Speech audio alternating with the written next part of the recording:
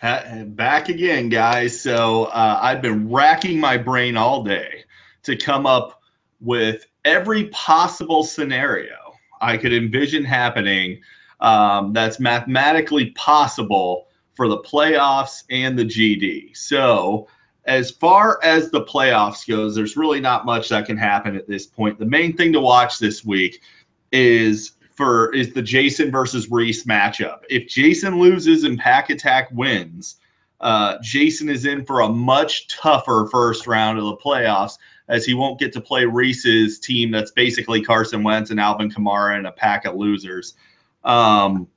He would then face off against me instead of Reese, which obviously is not what Jason wants. So Jason's bringing his A game to this one. I expect him to fight tooth and nail. There is actually a scenario in which Pack Attack gets knocked out of the playoffs, though. But it's very unlikely. He would need to lose. Joe needs to win, and not only win, but outscore Pack Attack by 65 points.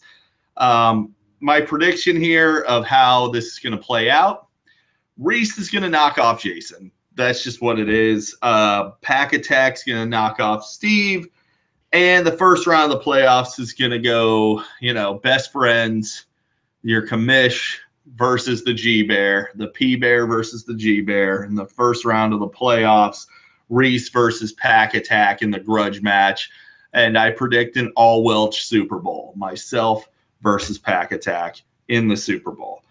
Now on to the more interesting side of things. For the GD race, if you are in slots 5 through 10, you are not safe. You could potentially be the GD. If you're watching this video, you better pay attention this week, or you could be the GD. Don't let what happens to Jared every year happen to you. All right. So scenarios in order of likelihood of them happening. Number 1, Jared knocks off Mancusi. Joe beats Tony Jr. John and Steve both lose, setting up a battle of Tony Jr. versus Steve for the GD next week, as John has outscored the other GD candidates by a wide margin. Scenario number 2 would be that every GD team except for John wins this next week. John loses to the commish, and John winds up the clear-cut GD. Now, remember, for the GD, the only way you can win it outright in the regular season is if you have the worst record, period. Points do not factor in. So, except determining if 3 teams have the same record, the person with the highest point total will finish 8th. But if you're number 9 and you have the same record as number 10, you will play in week 15 for the GD. So I want to make that very clear.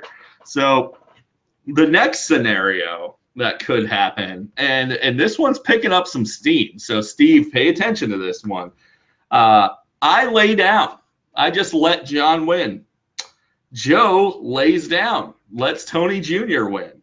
Jared faces Mancusi. Mancusi lays down. Lets Jared win.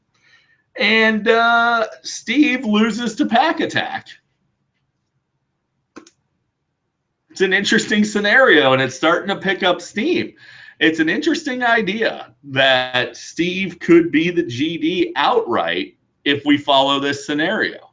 So I guess what that comes down to is how confident are we that Pack Attack can beat Steve? That's the question. So it's my favorite scenario. Mancusi, if you're on board, hit me up, dude. Maybe we can work this out. So I've already discussed it with Joe, and at this point, it's looking like it's a very real possibility. Our hatred for Steve is that strong. So number 4, I apologize, the craziest scenario. Joe, I mentioned before, if you're in slot 5 or down, you are in contention for the GD still. So Joe or Chris could still get the GD if all 4 GD teams win. John, Jared, Tony Jr., and Steve all win. It could set up potentially a Week 15 matchup where Joe and Chris, one of them winds up because of their point total being down, winds up facing Jared in the douche bowl. So that would likely be Chris versus Jared. Very unlikely that happens, though. Here's my prediction. There, in all likelihood, will be a Week 15 GD game. That game, in my humble opinion, is going to be Steve versus John. And why this is best case scenario if there has to be a matchup for it. And here's why. So John has a pretty strong team. The only reason that John is in this position in the first place, well, there's a couple, but the main reason is because John doesn't know what he's doing managing a fantasy team. He laid down and let Tony win. Let's not forget that if he hadn't have done that, Tony would probably have the GD outright right now. There's also one last thing to consider, that Steve would be at least 2 games back if Tony hadn't traded him Russell Wilson. So I'm going to end on that note. Tony, way to go in gifting Steve potentially not being the GD. But my prediction is that Steve's going to be the GD anyway, despite Tony's best efforts to save him. There you go, guys. And I will see you on Tuesday for the recap.